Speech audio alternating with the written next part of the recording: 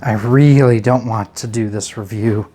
I really don't want to do this review. I really don't. Oh, I guess I'm doing this review. Hi there and welcome to Rock Solid Productions, where we are going to review the Leelbox Q2 Mini Android streaming box.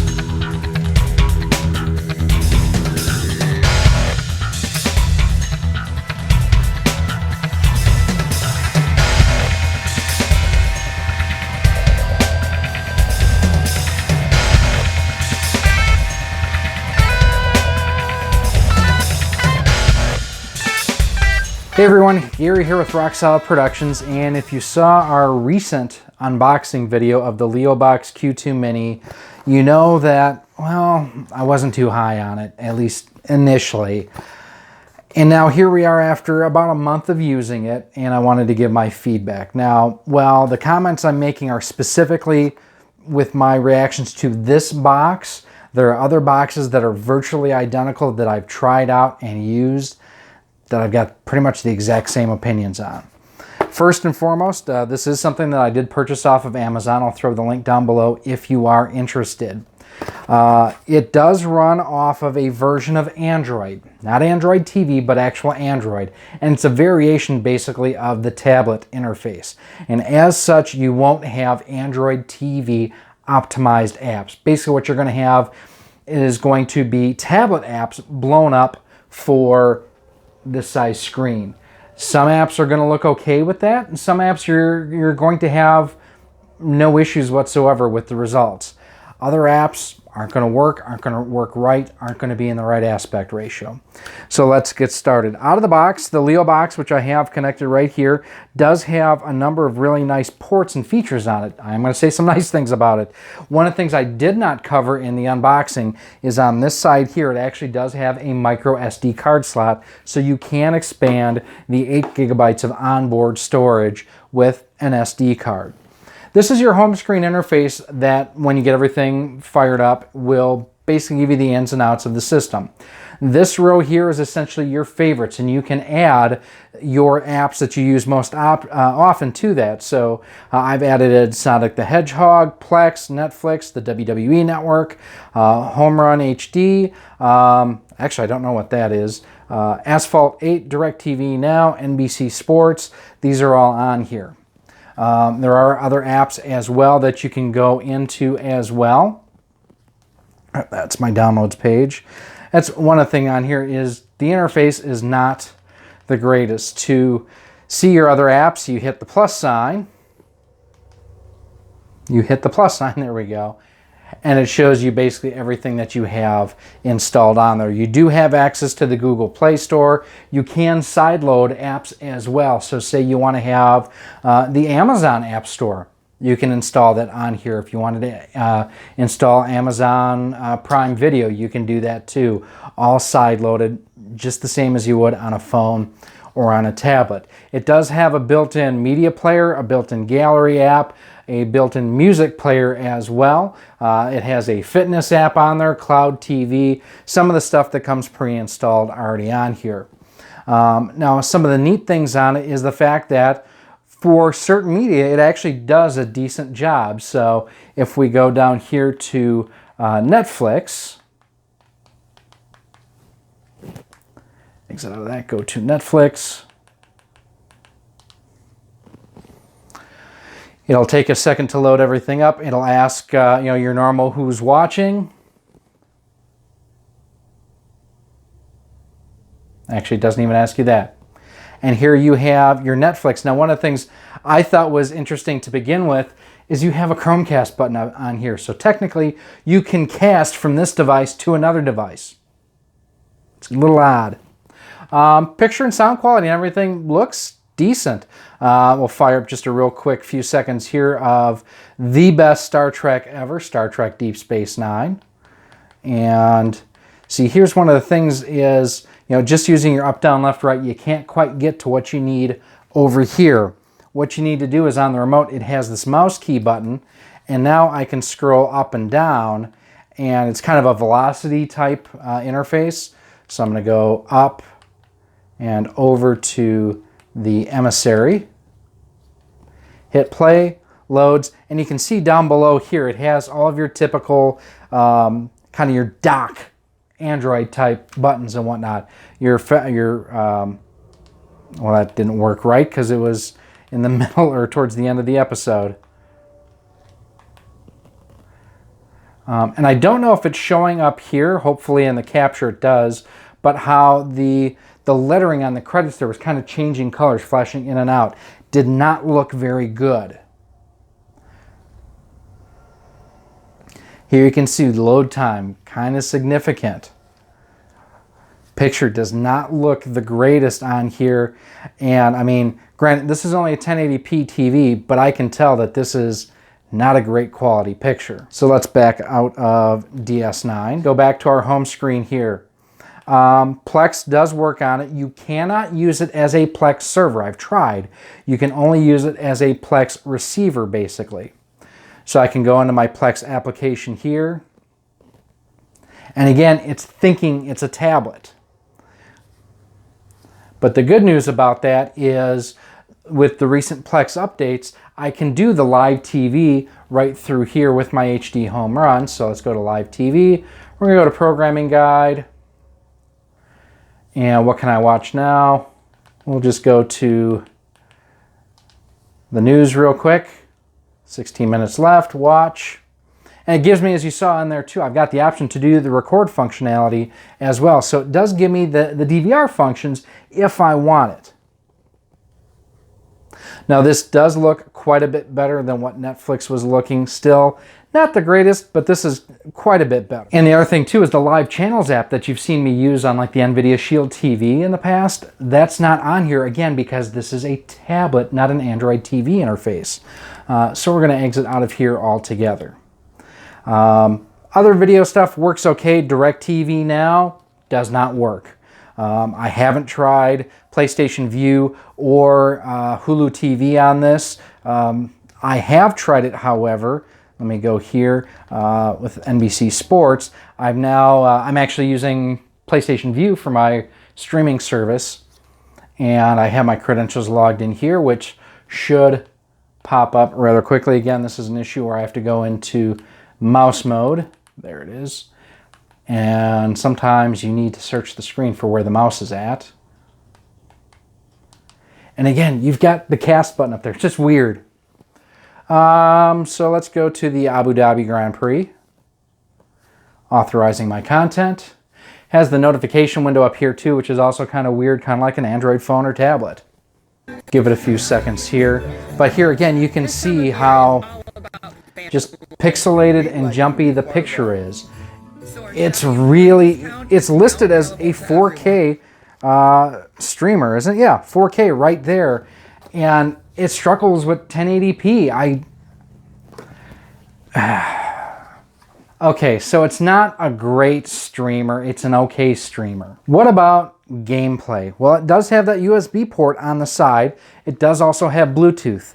I will tell you, when I paired my 8-bit DOE controller to the system, didn't work.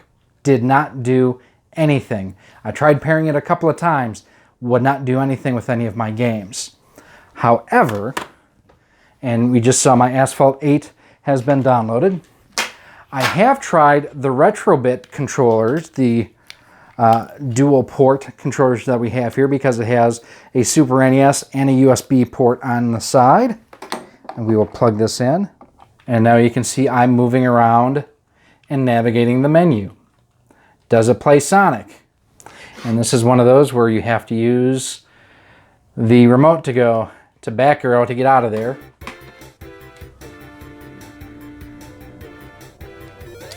And it's registering my key presses here on Sonic the Hedgehog.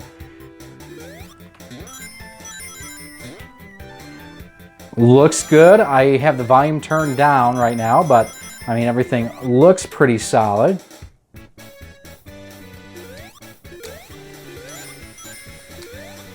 So yes, in a nutshell, it will play some retro games on it.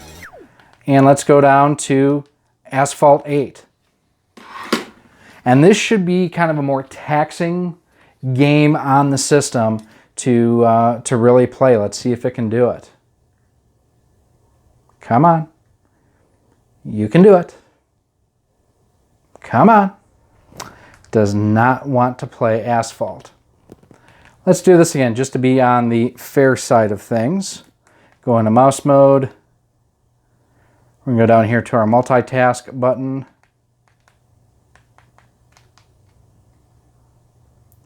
And we are going to kill anything running in the background. So we're going to kill those. And now again, just in an effort to be fair,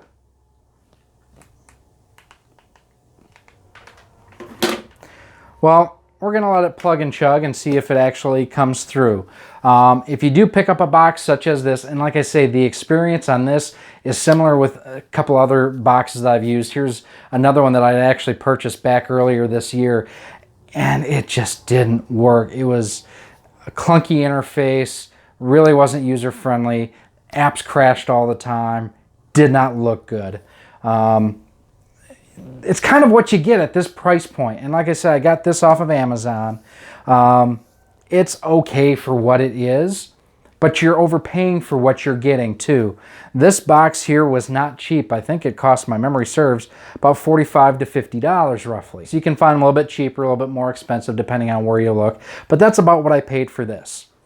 For 50 bucks, you can get a really nice Roku streaming box that just works. It won't do the gameplay like this, again, was playing Sonic, but you see, it's not playing Asphalt at all.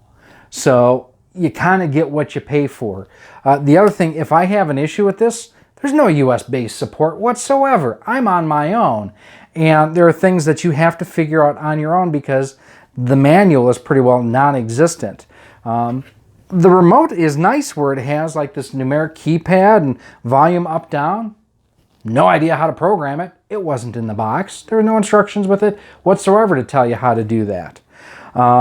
I like the size. I like the fact that it's got a clock on the front. I like the fact that it has a USB port on the side and a micro SD slot on the side.